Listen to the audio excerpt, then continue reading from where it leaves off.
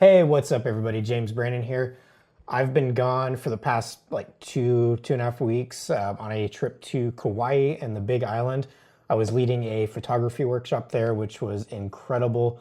We did everything you could imagine from helicopter tours of the Big Island through the Kohala coast to photographing the volcano at Volcanoes National Park to driving all the way up to Mauna Kea and being under the stars for a brief period with a snow-covered mountaintop and freezing weather to photographing pristine beaches and waves exploding out of the air, and you name it, we did it. It was an incredible trip.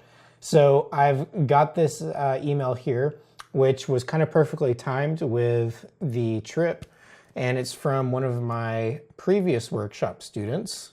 My husband and I are headed out to the Grand Canyon in about 10 days. I would love to take Bob on a helicopter tour that covers the south rim and quite a bit of the north also. Runs about 50 minutes. The only thing that's holding me back is I'm looking for some expert advice on several things about taking photos from the air. Here are some of my questions. And then she goes into some questions like lens choice, things that she should consider. Should she be changing lenses?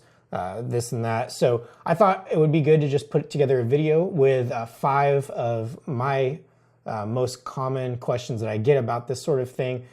Basically 5 tips that you can use for shooting from a helicopter. And guys, shooting from a helicopter is one of the most incredible things you can do as a travel photographer. It's one of the best ways to completely change your perspective and get off the ground. It is so incredible. So do it if you're going anywhere, whether it's Hawaii, Canada, Europe, San Francisco, New York. Book a helicopter tour if you can swing it and get up there. It is amazing. So let's go. I put together a quick little video just showing some of the stuff that we've done over the past few years on Hawaii.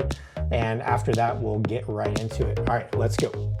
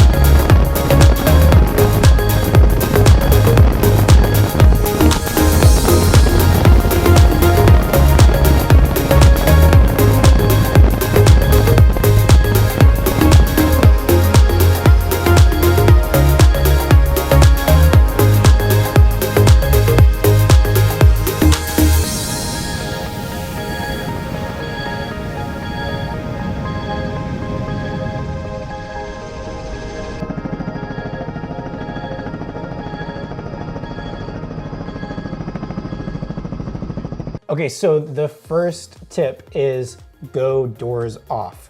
This is crucial. Do not book a helicopter tour where you're having to shoot through glass that's got glare coming through it. Now, if you don't have any other choice and you have to go doors on, it's not the end of the world. You can use like an ND filter, not an ND filter, I'm sorry, a circular polarizer, and you can spin that and hopefully cut through some of the glare, but it's not recommended. Go doors off if at all possible. The reason for this is that you'll have nothing separating your lens from what you're photographing. And that's crucial because you don't want glare, you don't want dust, on the window or scratches or anything like that.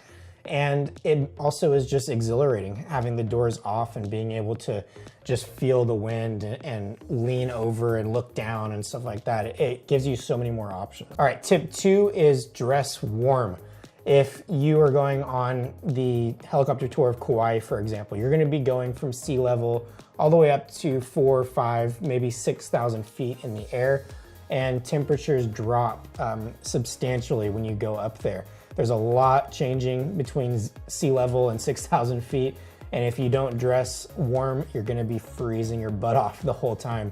So even if it's not going to be cold, you still want to wear layers, warm clothes, because just the wind is going to get chilly after a while. So I suggest pants and then some sort of windbreaker jacket. Rain jacket will usually do the trick. It doesn't let any air through, and that's going to keep you really, really comfortable on the flight. All right, tip 3 is going to be straps on, hoods off. You've got to have a strap for every camera you bring on board. Now, helicopter companies will vary on how strict they are about this, but it's my opinion and my experience that says just play it safe and have a strap for everything, whether it's a DSLR, a pocket camera, or your cell phone. Just have a strap. There's a term in aviation called FOD, which is foreign object debris, and with helicopters, that's just a big no-no. You don't want any chance of an object flying out of the helicopter and getting sucked into the tail rotor. And they don't want that, and you probably don't want it either. So keep everything attached to you. Hoods off is referring to lens hoods. You don't want to bring lens hoods for 2 reasons. First of all, there's a wall of air that is going to be shooting down from the rotors, obviously. You're on a helicopter. If your door's off, wherever the frame of the helicopter ends, that's where that wall of air is. So if you're shooting inside the helicopter, it's fine. But as soon as you lean through there, you're gonna hit that wall and it's gonna push you down. I still do it all the time. I'll see something amazing and I'll have like a student behind or in front of me, and I'll try to like point out towards what we're looking at, and the air will catch me and it'll pull my arm back. And if you have a lens hood on your camera, that's basically just this huge bowl that you're sticking out there, and it's gonna catch that wind even more so than just like your lens. The second reason you want lens hoods is because they are semi-attached to your lens, but not really attached. And if you hit, this huge wall of air, there's a chance that it could rip that lens hood right off and suck it into the tail rotor. Again, you don't want that. The pilot doesn't want that. Nobody wants that. All right, tip 4 is shutter speed. You want a fast shutter speed. I would say 1/500th of a second or faster is what you want to shoot for. And to achieve that, you have 2 ways of thinking. You could either shoot in aperture value mode with ISO on auto, or maybe start out at like ISO 2 or 400 and see what kind of shutter speed that's giving you. If you shoot wide open in aperture value, you're always going to have the fastest shutter available based on your ISO. So if you're getting, let's say you're at f4 ISO 200, but you're only getting like 1/100th of a second. Well, that means that you need to increase your ISO to get up to 1/500th of a second, and then just keep shooting wide open. The other thing you can do is shoot in shutter value, shutter priority, whatever your camera calls it, and just set your shutter speed to 1/500th of a second. And if you get like a blinking ISO or aperture or something like that, that means that something's not right. You probably again need to increase or decrease your ISO to get to 1/500th of a second. The only caveat to this is that if a helicopter enters your shot or an airplane enters your shot, let's say, that has a propeller or a rotor that's spinning on it. If you shoot at 1/500th of a second, And the effect that that's going to have, it's going to freeze those propellers or those rotors in place. You don't want to freeze propellers or rotors because it looks unnatural. There's nothing natural about a helicopter in the air with frozen rotors on it because it looks like it's just going to fall out of the sky. So you want a blurred rotor or propeller. And to do that, you'll need to bring your shutter speed down to 1/100th of a second, 1/80th of a second, somewhere around there. And I would say the broader range of that would be like between 1/60th of a second and 1/125th. Somewhere in there is going to be your sweet spot. Now, what's going to happen when you do that is that you're going to have a few more misses than you normally would if you shot at a faster shutter speed. There's a lot of vibrations going on. You've got macro vibrations from hitting thermals and the whole helicopter kind of like bouncing up and down if it's a warm, clear day. If it's not, you'll still have micro vibrations from the engines, from the rotors, just tiny little things. And if you don't have a fast enough shutter speed to overcome those, you're gonna have some blurry shots. So that kind of takes us into our fifth and final point, which is shoot in burst mode. Just spray and pray, call it whatever you want, shoot in burst mode, especially if you're shooting at those slower shutter speeds to blur props or rotors. And the thought here is that no matter how good you are, you're gonna have some blurry shots on these helicopter rides. It doesn't matter. So shoot in burst mode and take 3, 5, 6, somewhere around there shots anytime you point your camera out the window.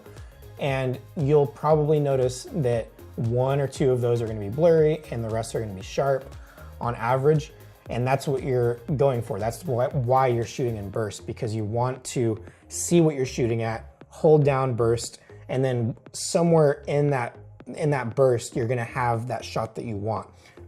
Maybe you're gonna shoot your camera out, and when you hit it down, you're still kind of like settling and getting everything steady.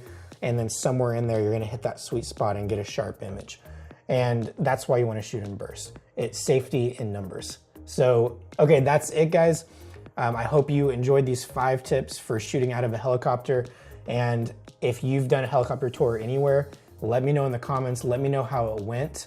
And if you have any other tips that you think would be helpful to anybody doing one of these for the first time, let us know. All right, guys, thanks so much. I'll see you later. Bye.